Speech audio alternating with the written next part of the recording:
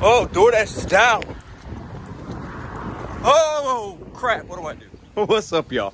Happy Saturday. Vibes high. I want to talk about something today. I want to talk about two things today. So I'm going to tell you exactly what those two are now so you can decide if you want to stay. I'm not going to keep you guys. Doordash was down earlier this week. I think it was Thursday at nighttime. Wednesday or Thursday at night. I wasn't out. But it happens a couple times a month, right? We have Doordash down detector. You can check those things out. I want to talk about how we should be handling that when that happens, how we should be looking at things, just from my perspective, coming from a place of a little bit of experience, because I've gotten super pissed when it's been down once when I was on a delivery, and you know, I figured out how to navigate that. But let's talk about that. Plus, I want to talk about Petty Pedro. I had a little bit of a moment last night, and I want to share some ideas with you guys, perspective, and I want to make a pledge and a promise to you guys that watch me. Let's go. So it's a really hot but really nice day in St. Louis. Taking a little stroll, taking you guys with me. For y'all don't know, I don't work on Saturdays and Sundays. It's family time. It's Pedro time. I'd work on other things. Doordash is down. People freak out, and I get it. I do. But at the end of the day, I want to ask you guys a couple questions. Do you have other apps you can work? I know a lot of you guys that watch this channel do, and a lot of you guys that watch this channel don't. Maybe Doordash is the only thing you got, and then you're kind of, a roadblock comes. Sometimes Doordash can only be down for 15, 20 minutes, so keep checking it. Other times it's several hours. Sometimes it's, you know, your earnings don't even show up, and that sucks, right? At the end of the day, you got to have another app you can turn on. And if you don't, just go home and take an L, or keep checking it and be patient. I don't recommend calling support when Doordash is down unless it's a immediate issue. Also, if you're on an active delivery and the app is down, you can't get back in, and you have food in the back. You got to order in the back of six pizza pies, and you forgot the address. Take screenshots of addresses, visually remember the address, not difficult stuff. That way you can still deliver that food to said address, and you don't have food sitting in your car and the customer is taken care of. But at the end of the day, this is a company that has software tech that's really trashy. I think for as big of a company as it is, you know, it's a shame that it goes down as often as it does, but it's the reality. So at the end of the day, what are you going to do? What are we going to do to combat that and still make our money? Having other apps, knowing, hey, maybe this night's not my night, going home, all those things are good, right? Finding out other ways to make money. Like we talked about in the video last Friday, having relationships with your local merchants so you can do orders for them directly, catering or whatnot, would be a great way and a great thing to do when the app goes down. That way you're not relying on Doordash, Uber, Grubhub, whatever. Doordash is the one that goes down the most, but think about this. It's Thursday night or it's Thursday afternoon, whatever, Friday night, doesn't matter. Sunday afternoon, doesn't matter. And the app's down and it's down for a while. You check Doordash detector, it's gonna be down for a couple hours. How great would it be if you had those connections with your local places where you could give them a call and say, hey, Pedro, you got any orders? You got catering going on? What's going on? You know, simple phone call. Worst they can say is, no, I don't have anything. Best they can say is, you know what? I do got some orders. Can you come pick them up? And you make your money that way. With the catering ones in the moment, calling places, you're probably not going to get anything. But at the end of the day, you don't know. That call could say, it could lead you to something the next day. You know what, Pedro? I got one Friday morning. Don't have a driver yet. Was about to give somebody a call. Can you take that? It's paying 50 bucks going, yeah, 20 miles, 10 miles, whatever. Establishing connections.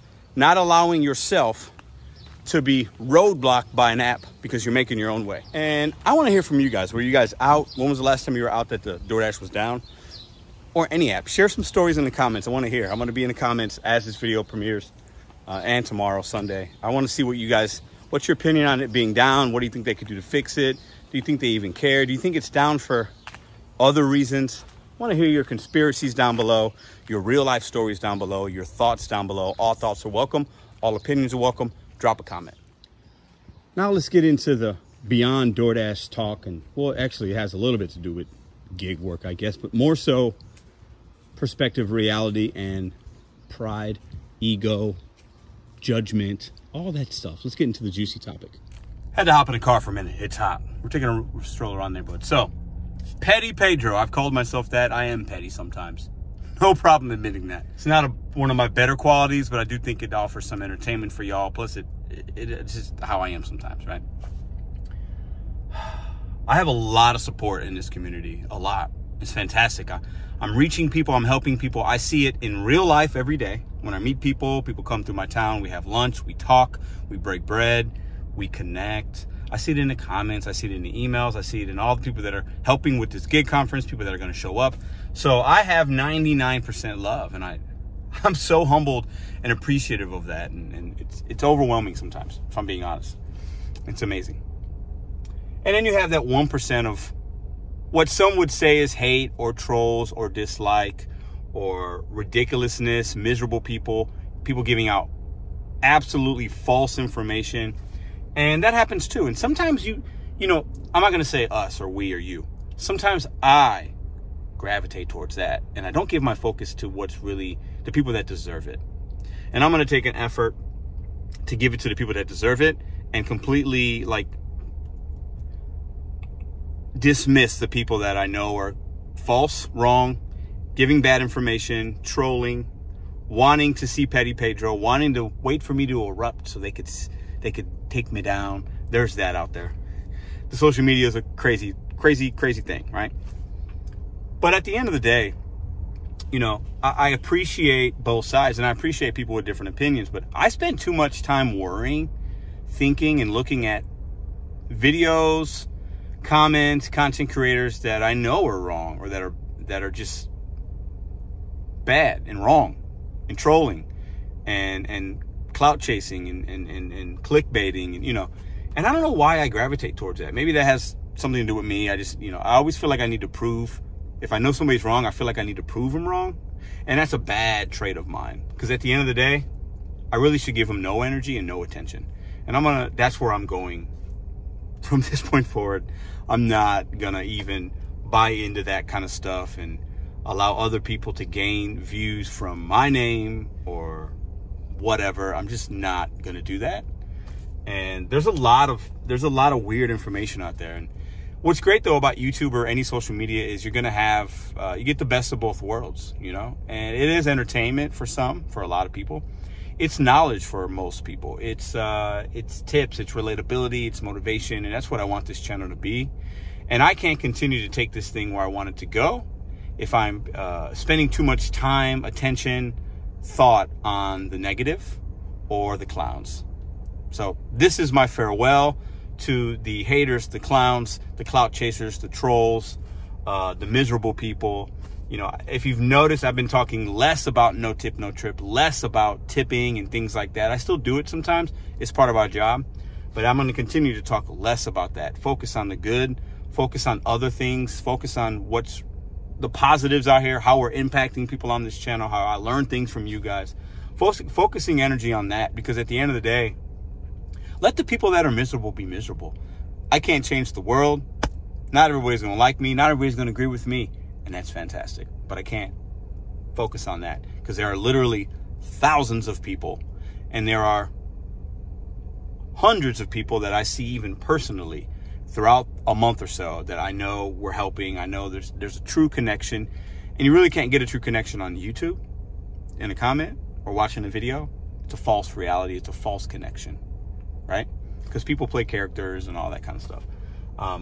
Looking forward to seeing you guys at the conference. That's just my message to y'all. And y'all know sometimes I put things on YouTube, so you guys can help me, hold me accountable, right?